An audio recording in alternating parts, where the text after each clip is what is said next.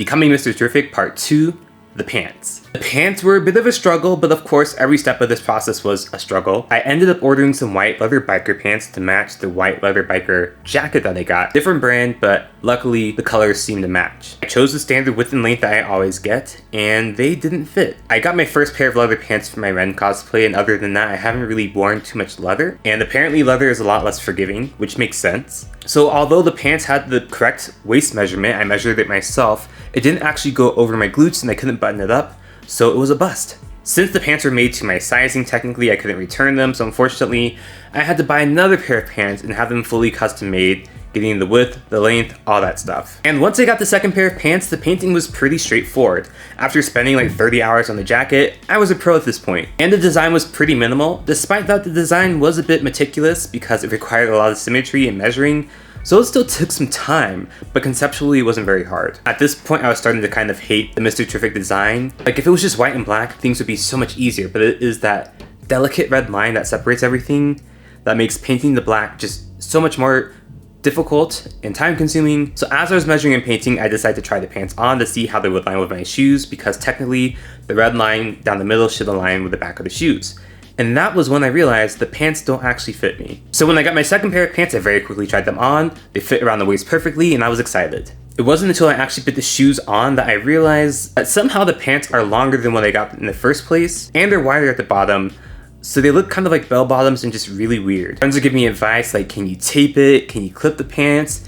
And it was all kind of delicate because I also had to make some shin guards and wrap them around my pants, so sizing mattered. On top of the practical reasons for the sizing, it also just looked bad, and I didn't want things to look bad. I didn't want to make it look like I didn't know how to dress. I already just spent so many hours on the jacket. I wanted the pants to follow the same amount of attention to detail. So I frantically started hitting up all the seamstresses and leather workers that I could find in my city. None of them would work on my pants. None of them could work on my pants. I ended up finding a seamstress outside of my city who actually had experience working on leather.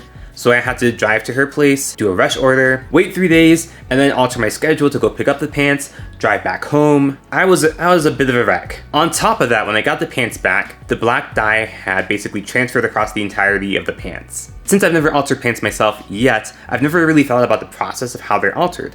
And the seamstress explained to me that she had to turn the pants inside out to make the adjustments, and then when she did that, that's when all the dye smeared. And when I tell you I was not okay. Like, instant depression, instant doom and dread. It was bad. I was ready to give up the entire cosplay. I was ready to not take it to Anime NYC and wait until afterwards to get new pants and try over, because it just looked really bad. Everyone else in the world, all my friends, the seamstress, they're like, it's not too bad, but to me it was terrible. Having my little meltdown. But again, I was still on the time crunch because I was like, okay, I need to figure out if I'm going to cosplay this dude or not. Because I was like, if so, alright, I gotta keep going and finish this cosplay. If not, I need to figure out which character I'm gonna do and make my announcement video. And during that time, I went from doom and depressed and hopeless to let go, RJ. It's okay. It can be a bit messy. People will understand. People probably won't know this. It's okay to feel frustrated, right? It's okay to want things to be great. It's okay to be frustrated that this was out of your hands. But also, you've worked so hard. You deserve to show this cosplay off. You deserve to meet your goals. And again, this cosplay was also a tribute to someone who passed away last year. So that's also why there was this huge emotional attachment to getting this done. So eventually I told myself, you know what, keep going. And right after that, I decided to try using acetone to clean up the dye, and it worked pretty well.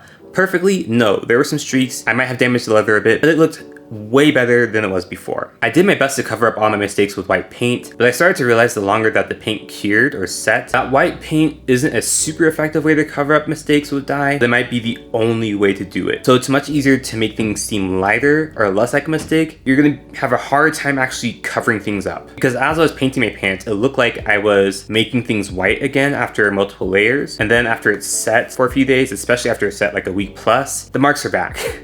Just lighter. So I probably have to use a really thick acrylic paint or paint a lot of layers, which might end up showing a bunch of texture and not holding. I don't really have a solution for that. Some people suggested using white shoe polish cleaner, but after researching, you don't want to do that. It might look good in the beginning, but that will transfer even more than dye transfers. And then apparently it's not water resistant, so if you go out into the rain, get water on it, that shoe polish will come right off. So the only other issue, which really was not the seamstress's fault, was after she got done working on them, the lines that I spent a bunch of time measuring, got shifted and things were uneven and not symmetrical. So when I wore them to the convention, I had to kind of twist things around and have the shin guards hold them in place and have them kind of uneven. Again, it was frustrating as someone who did a bunch of measuring and had a bunch of attention to detail, but there was nothing I could do. It still looked dope. I don't think anyone noticed, and if they did notice, they didn't tell me. But shout out to that seamstress. She was impeccable, she was kind, she was quick, and the pants fit amazingly, so I will be going back to her. So I still haven't filmed any Mr. Terrific content, partly because my jacket was stuck in New York. It got stuck at the post office, partly because I've been working on Akaza and some other cosplays, and partly because I still need to upgrade a few things on the cosplay. But I am getting a third pair of pants to have them tailored first, then painted second, so that way when I film more videos and go to another convention, everything is nice and clean and how I envisioned. Also hoping to add some knee pads. I initially tried to create some, but that was a bit above my skill level, but I'm going to try and have some knee pads under the pants. That way there's still the indentation, referencing the design of Mr. Terrific's pants, which have knee pads built in. Overall, the pants held up surprisingly well. Yes, there was some transference, less than when I had the pants actually tailored, but I also did clean that off with more acetone, which is getting pretty sketchy. I should probably stop doing that, but I also care a little bit less. Like, the pants are just like pants. They can get a bit dirtier and I feel like it's more understood. It's the jacket that I really hope stays clean because it is the most prominent part, the most intricate part of the cosplay. But at the end of the day, regardless of what happens, I'm still, again, very proud of this cosplay.